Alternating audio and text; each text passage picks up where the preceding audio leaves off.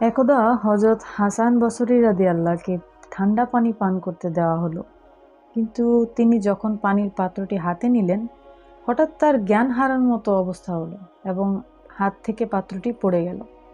তিনি যখন স্বাভাবিক হলেন, তখন উপস্থিত লোকজন তাকে জিজ্ঞেস করলেন, আপনার কি হয়েছে, কেন আপনি এভাবে জ্ঞান হারালেন?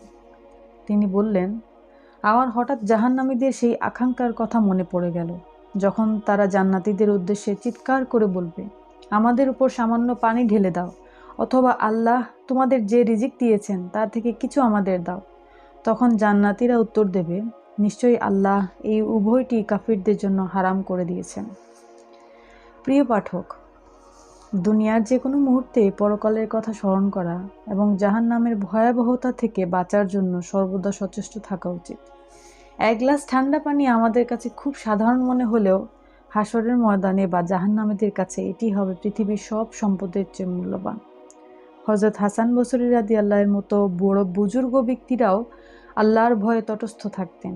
সামান্য একটি জাগতিক নিয়ামত তাকে আখেরাতের কঠিন হিসাবের কথা মনে করিয়ে দিয়েছিল।